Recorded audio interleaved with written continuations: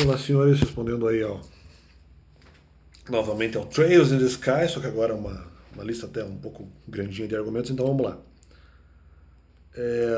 Em algum momento uma das personagens principais fala para ali a sua colega, né, sua colega braceira, né, do Trails in the Sky, diz assim: desde que eventualmente eu tenho o direito, eventualmente, de duvidar de pessoas, se preocupar com se as outras pessoas têm boas ou más intenções, enquanto você não precisa se preocupar com isso, não precisa se preocupar com o jeito que você caminha a sua vida. Vamos dizer, na verdade, eu nem disse isso dessa forma. Se preocupe em viver sua vida. Uh, já vou tecer mais comentários sobre isso. Não é nem se preocupe em viver sua vida, mas assim, viva a sua vida, na verdade, sem se preocupar, e qualquer escolha que você fizer, eventualmente, será a escolha. Você acredita em qualquer escolha que você fizer é uma escolha boa. Bom, primeiro, eu não sou contra o uso da fé, desde que ele seja uma fé baseada, pelo menos no mínimo de patamares racionais que venham da religião. Então, a fé de que eu fazendo boas coisas haverá bons resultados. Aliás, eu já vou ter esse comentário sobre isso, né? E que um outro comentário era sobre a questão do trabalho duro. Não, nem todo mundo acha que o trabalho duro vai dar certo, né? Então deixa eu só completar aqui. É, nem todo. Deixa eu que é isso. Eu esqueci de escrever essa parte. Isso dará certo, tá? Ah, e aí, na verdade, nem se preocupar, que eu escrevi errado, não é nem se preocupar com viva a sua vida sem preocupação e acreditando que todos os caminhos que você escolheu na sua vida são caminhos corretos. Não. Depende, porque, primeiro, é bom haver certa racionalidade. Qual é o critério de explicação aqui? Primeiro, há erros que nós cometemos mesmo com base em fé, que nós podemos cometer aí nas nossas vidas, e que ah, são pecados por ignorância. Então, são erros que poderiam ser evitados uma vez que você tivesse um pouco mais de conhecimento ou um pouco mais de noção da realidade. Aliás, às vezes, inclusive, isso é forçado, né? A pessoa finge que não sabe, na verdade sabia que aquilo é errado e diz que eventualmente não sabia. Às vezes é uma desculpa, não que eu não possa também fazer isso, mas apenas às vezes muitas vezes, eu já vi por aí, uma desculpa das pessoas dizerem: vou falar qualquer coisa sobre essa pessoa, se ela for mal, ela que sofra. Não, mas ela poderia sofrer de outra forma, de uma maneira mais racionalizável. E mais racionalizada efetivamente. E outra, qual que é o critério aqui?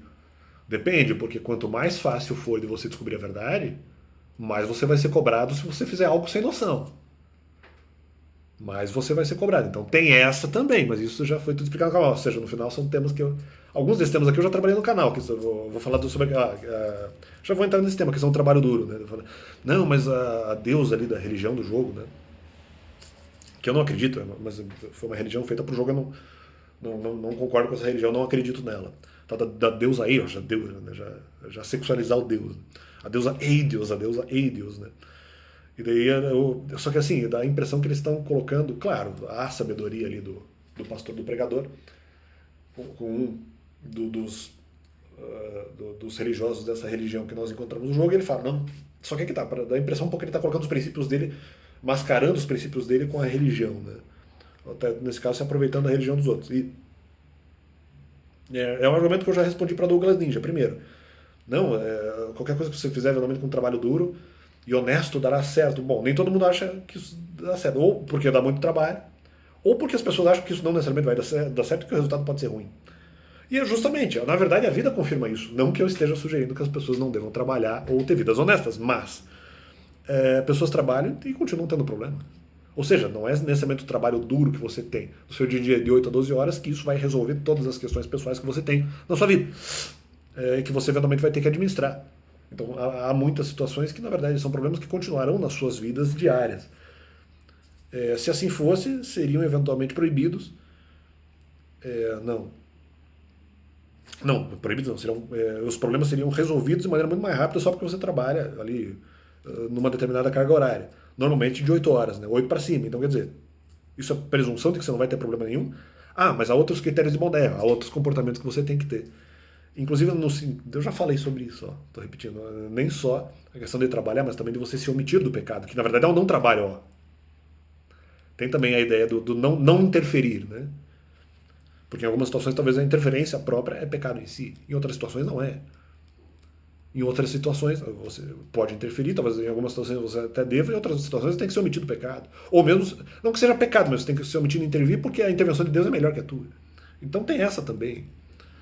Então, se assim for, seria um problema mais rápido. Pessoas eventualmente morrem trabalhando, inclusive, não só tipo, dentro do trabalho, não é isso que eu quero trabalhar aqui, mas elas morrem trabalhando até durante boa parte ou até o final da sua vida, trabalhando bastante, sem que seus problemas sejam resolvidos nos momentos em que eles acontecem. São problemas absolutamente duradouros e as pessoas continuam trabalhando. Não é a garantia de resolução de problema. Né? Não, trabalho duro sempre vai resolver o problema. Não é verdade. Mesmo pessoas, por exemplo, se for numa questão psicológica ou espiritual, pessoas que fazem tratamento durante anos e não resolvem seus problemas. Né? Tratamento psicológico, inclusive. Então é isso. E outra, nem todo mundo parte da mesma fé. Né? Não é só pela questão eu já falei sobre, não é só a questão da preguiça, outras questões que eventualmente afetam a pessoa em relação à filosofia de trabalho, a como é que é uma ética de trabalho. Né? Que para mim também, a questão da ética de trabalho, chamada work ethics, né? Para mim também é uma roupagem para trabalhar, para demonstrar o trabalho, como se fosse algo também um pouco mais palatável. Né? Não, mas é uma ética de trabalho. Sim, o conceito existe, eu não estou dizendo que é um conceito mentiroso, mas ele é usado às vezes para dizer, não, mas a pessoa tem uma ética de trabalho. Quando na verdade é para você estar defendendo que as pessoas trabalhem, quando talvez nem todas as pessoas tenham um propósito tão claro nesse sentido. Talvez até nem precisem o fazer, não é mesmo? E era lá, eu já tinha divergido, não agora porque o argumento não veio a princípio pelo meio, né, pela forma argumentativa de Douglas Ninja, mas foi quem eu estava respondendo em a primeira oportunidade. O argumento do conhecer inimigo, eu já trabalhei num vídeo anterior há poucos dias atrás, e eu vi um argumento que diz assim, não, mas ali o grupo principal do jogo, os personagens principais do jogo são dois, como é que é? São dois delinquentes, eles não roubam, mas eles são delinquentes argumentativos. Eles vão assassinar você argumentativamente, se for o caso. Eles são treinados um pouco para isso, dá a impressão, aí o grupo dos braceiros.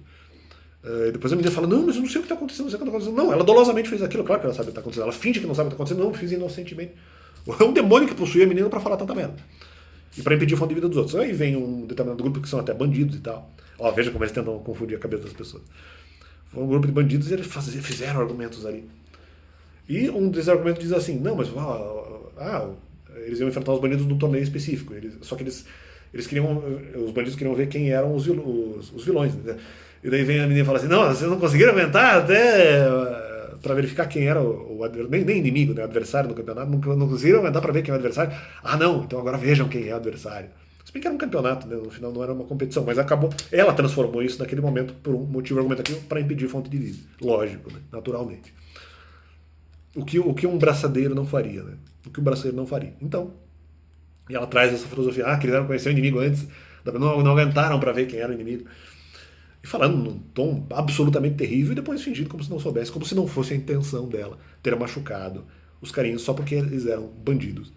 Isso é uma vergonha. Aliás, inclusive, se eles são forçados a serem bandidos, eles não podem ser humilhados. Né? Se eles são forçados. Né? Então, se não há possibilidade de mudança de comportamento, veja, ó, o erro aqui. Um erro bíblico, não vou citar aqui, mas diz assim, não, as pessoas não mudam e tal. Peraí, se elas não mudam, então não tem por que elas serem repreendidas. Né? Ela não tem como possibilidade de mudar, então não adianta repreender para ter esperança de a pessoa mudar. Já que, né, já que ela não tem como mudar o seu comportamento. Veja como é retórico isso. Porque as pessoas sabem que elas não vão mudar o comportamento, então elas pedem para esconder os pecados. Então elas pedem para eventualmente elas mudarem o comportamento delas para que essas pessoas não sejam prejudicadas. Mas muitas vezes esse comportamento, inclusive, nem pecado é. Mas elas fingem que é pecado para mudar de comportamento. Ó, muda de comportamento porque eu não gosto desse comportamento aí. Mas na verdade não, porque se a pessoa não pode mudar o comportamento, ela não pode ser repreendida. Ah, mas eu não sou obrigado a aguentar o teu pecado. Então a pessoa vai ter que se forçar a mudar porque a outra não quer, porque ela tem medo de ser impedida na fonte de vida. Mas se ela foi impedida na fonte de vida e sofre, é porque ela realmente pecou, então ela teve a opção. Porque se ela fez uma coisa errada e não é pecado, ela não tem nem como mudar. Porque ela não vai conseguir mudar. Se eventualmente isso não é pecado. Alguma coisa que eles dizem que é errado. Ou mesmo que seja efetivamente errado. Eles não vão conseguir mudar o comportamento. Então por que... Ah, não, mas esconda. Mas eles não conseguem mudar. Então não tem opção. Então não é pecado. Já que a pessoa não tem opção a não ser agir daquela forma. Que eventualmente até é uma forma justa muitas vezes. Mas eles transformam mentalmente como se fosse pecado. Ah, não, mas a pessoa é maldosa. Ah, como assim? Por que ela é maldosa? Se a atitude dela não é pecado, mas eles fizeram a pessoa acreditar que era pecado. Talvez porque ela tenha outro, mas eventualmente aí confundiu a cabeça dela. Aí ela acaba acreditando e ela tem que mudar o comportamento ou esconder o que ela realmente é. Então, um dos dois. Para que o outro eventualmente não sofra as consequências do pecado. Ela vai ter que se segurar. O que é uma vergonha, né? Não para ela, uma vergonha para quem está usando esse argumento. Por que não consegue tolerar? Porque eu não sou obrigado a tolerar o seu pecado. Não sou obrigado a tolerar a injustiça. Olha, se você não é obrigado a aguentar a injustiça, nesse caso, acaba sendo uma contradição, porque você não é obrigado a aguentar a injustiça, mas então você automaticamente, o que você diz que é injustiça, mas automaticamente não faz sentido, porque se você não é obrigado a aguentar, mas ao mesmo tempo, então, se você reconhece que você não é obrigado a aguentar, mas se você também reconhece que a pessoa não vai mudar de comportamento, então não era pecado. Então, como é que você é obrigado a aguentar uma injustiça que não é, na verdade, uma injustiça, já que a pessoa não pode mudar o comportamento porque não é pecado? Ah, não, mas eu estou fingindo que é injustiça, eu não sou obrigado a aguentar. Não, então, na verdade, você está obrigando a outra pessoa a mudar o comportamento que é justo porque você não quer aguentar a justiça que é correta. E por isso vocês brigam e rateiam. Era isso? Essa é a verdade? Ah, tá. Se você partir disso como é verdade. Mas não, eu acho que é pecado mesmo. Então, eu acho que... Porque se há opção e se há maldade... Se há maldade é porque tem opção, porque você optou. Porque se você foi forçado a escolher, a princípio não é maldade. Se você realmente não tem outra escolha, maldade não é. Se você teve opção, é maldade. Então é possível mudar. Porque houve opção, é possível você escolher outra coisa. Se não é uma opção, então a outra pessoa não pode dizer eu não sou obrigado a aguentar, porque injusto não é. Então olha aí, olha a contradição que eles caíram. Vocês caíram, vocês estão obrigando as pessoas a mudar comportamentos que são justos.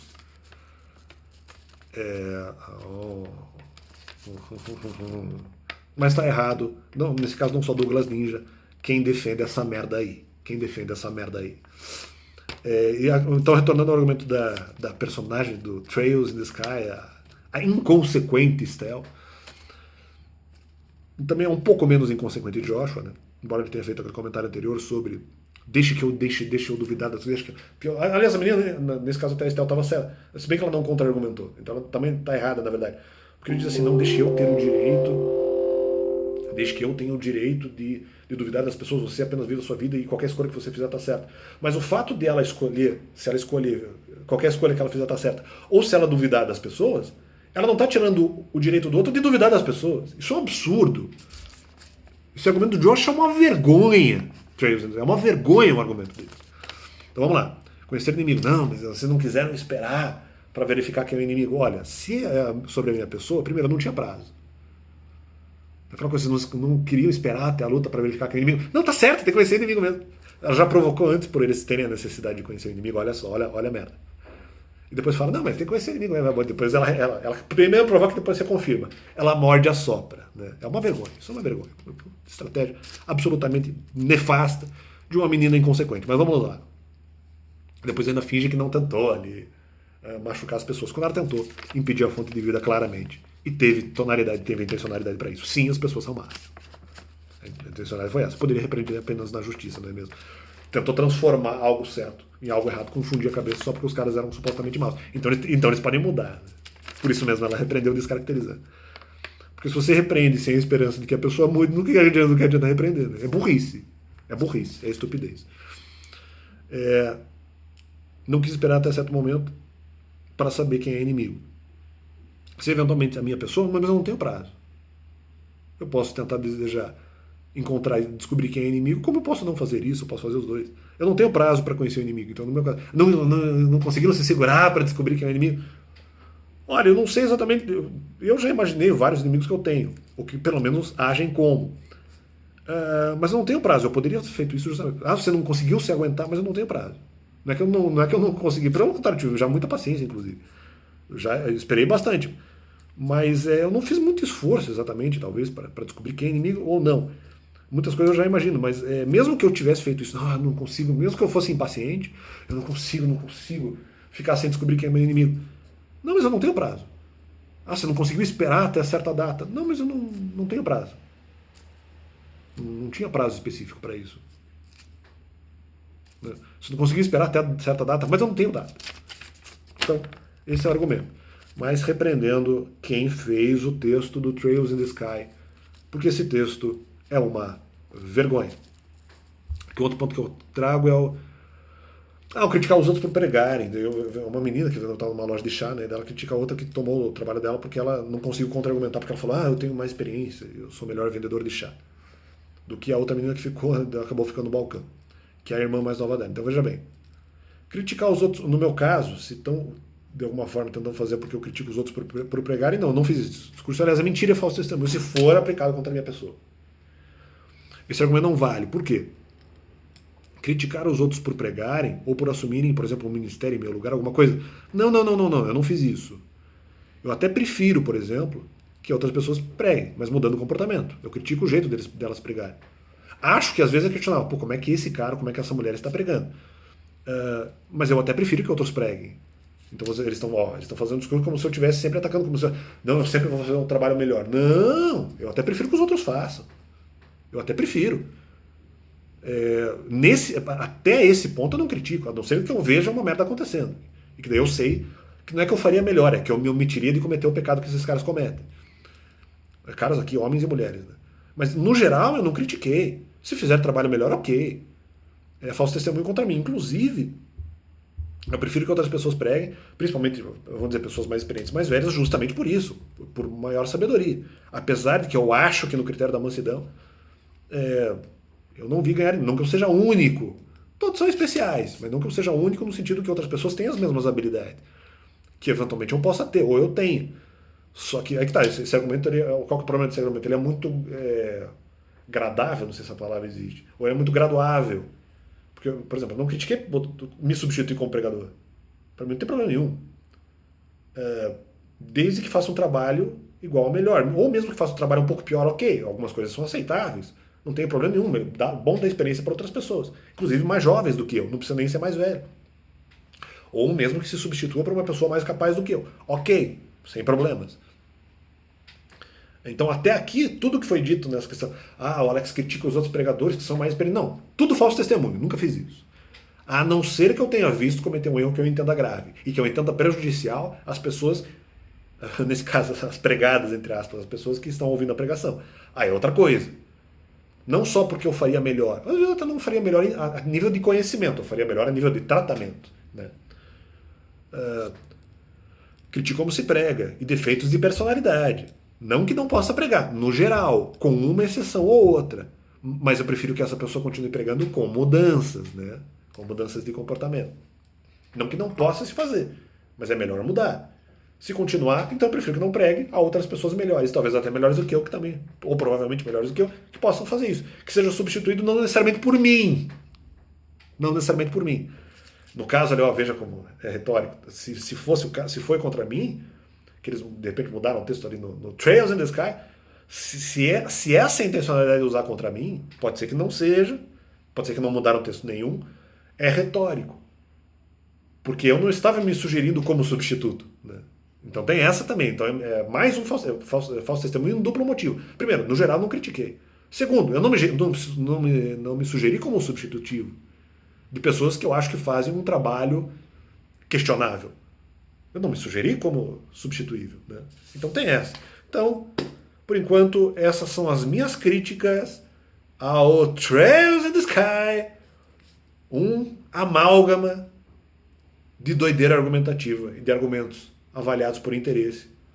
Entendo que eventualmente a força ou a carência de interpretação, não ficar sabendo de tudo, possa interpretar um papel importante, porque às vezes talvez se demande, em algumas situações, atitudes mais rápidas sem pensar muito. Agora, nós não podemos sugerir isso também o tempo inteiro. E aí, as mesmas situações em que serão situações críticas e emergenciais, as pessoas podem pensar rápido. Eu sugiro o pensamento rápido. Eu não acho que o pensamento rápido possa ser utilizado como paliativo ou como método de resolução em todas as circunstâncias, porque eu acredito que isso em muitas situações na história do mundo, na história da humanidade, isso atrapalhou mais do que ajudou. Não sei em porcentagem. Eu sei que houve situações em que isso atrapalhou mais do que ajudou, porque eu já presenciei isso na minha vida. Talvez não em situações em que afetasse muitas pessoas, mas afetando a mim individualmente ou mesmo a outras pessoas, Eu já vi isso acontecer. No público ou no particular. Talvez no público não necessariamente no coletivo, se pensado em termos de milhão de pessoas, mesmo de milhares, mas já vi isso afetar grupos, já vi isso afetar pessoas individualmente, já vi isso afetar a mim. Então eu acho que sim, presumo que isso tenha ocorrido na história da humanidade de maneiras absolutamente nefastas, o uso do instrumento do pensamento rápido com base em pessoas absolutamente informadas sobre várias interpretações bíblicas. E acolá, claro, eventualmente as pessoas se afiliam a instituições ocultísticas, ou mesmo tem ali um pai ou mãe ou um conhecido que tem umas informações, já passa todas as informações para ela, a pessoa fica mais esperta e já usa essa informação para fazer uma linha de manipulação, o que é algo absolutamente comum, ou mesmo instituição ocultista. Então é isso que acontece. É o que infelizmente, é o que está acontecendo com esses brasileiros, que têm ali as suas experiências de vida, mas que aprenderam coisas com outros também. Né? E critico o pensamento rápido, mas entendo que o pensamento rápido também pode ser usado, vamos dizer, para o bem, né? Para encontrar soluções rápidas para momentos emergenciais. E aí eu não posso criticar isso. Né? Uma questão do improviso, a questão de soluções instantâneas para soluções agora. Eu tenho que reconhecer que isso também já foi utilizado para o mal. É isso aí. Deus é bom, mais um complemento e mais uma resposta ao Trails in the Sky. Talvez depois completemos com outras informações. Valeu.